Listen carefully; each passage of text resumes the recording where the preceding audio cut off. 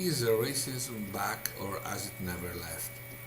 This is the title of today's lesson, and the subtitle is The New Jim Crow from de jure to de facto segregation.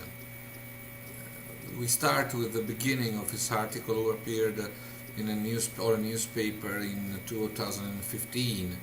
And when on Wednesday night, on the 17th of June 2015, a 20-year-old white man named Dylan Roof entered the Charleston Church, founded by former slave Denmark Vesey on the anniversary of Vesey's planned 1822 slave rebellion, and shot and killed 9 people, he provided the United States with the latest installment of a history lesson we adamantly refused to learn.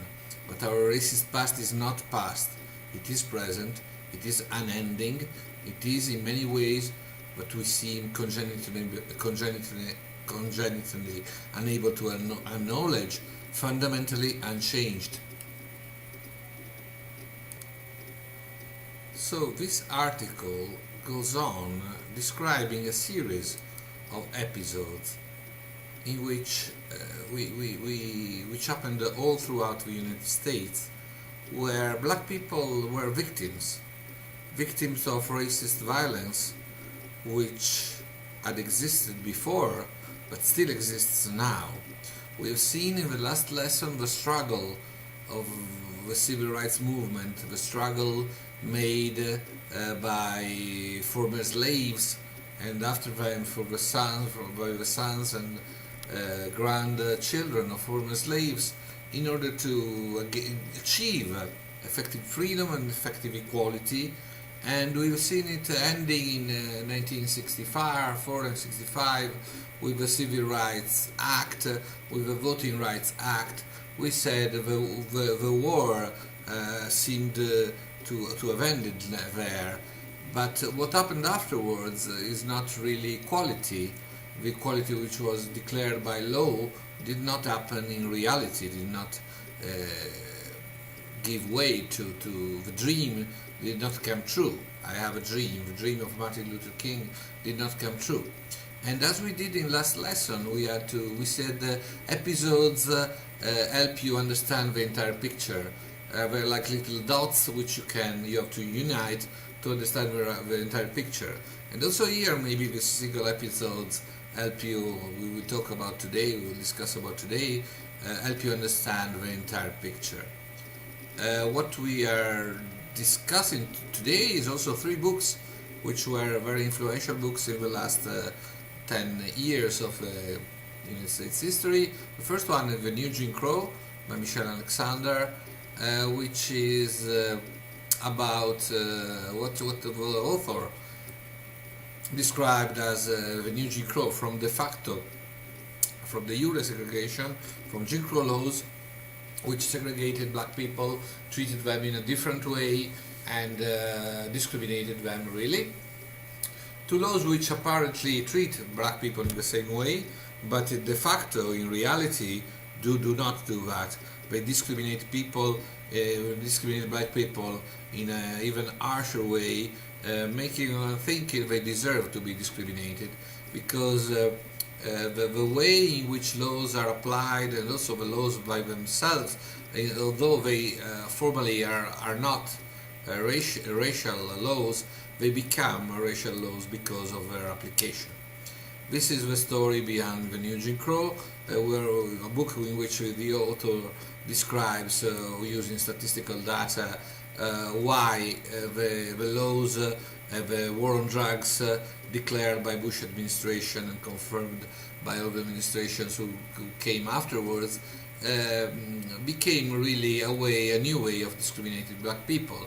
Because if you search and seize more than 90% of black youth when you do the search and seize, so it's clear that you will end up with a lot of black youth going to prison. And if laws say that if you go to prison, you have not access to public housing, you have not access to good jobs, you could not vote anymore, and all that, it's clear that going to jail means ending your civil life, really. And if to see all if the people who see their lives ended so abruptly and in such a young age are all black or Latinos, this means the system is not working properly. Also, another very important book is The Worth of Our Sun, which is about the great migration of black people moving to the north in order to look for better places to live, places where the mentality of the people were not so against black people as happened sadly in the southern states, which had left slavery not willingly, really. And also Tom Sugar's book on integration and urbanization in Northern City and on houses policy in Detroit, which describes how a lot of cities decided to discriminate, to segregate black people, giving them specific places in the cities where to live, or making it very difficult for them to use the to have access to public to houses, like for example giving them much worse conditions on mortgages, on the possibility of borrowing money in order to buy houses, and so on. And also we have a close look at modern America in the case of reparations by Ta-Nehisi Coates, who explains very well how we have a persistently unequal scales of segregation in the USA right now. So you see, this is today's lesson really, and we have a lot of episodes. We have a lot of men found dead, young black men found dead hanging from trees, and they are all classified by suicides, and it's very strange because all of them had relationships with white women. We have cross burning in front lawns. We have just like the Ku Klux Klan did in the old days. We have Eric Garner being killed by police.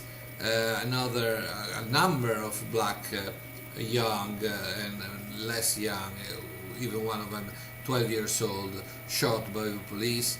And we have an entire movement which is called Black Lives Matter, and we have a difficult situation in the USA where we have people treated in a different way just because they are black. And let's see why this happens. Let's try to understand why this happens during this lesson.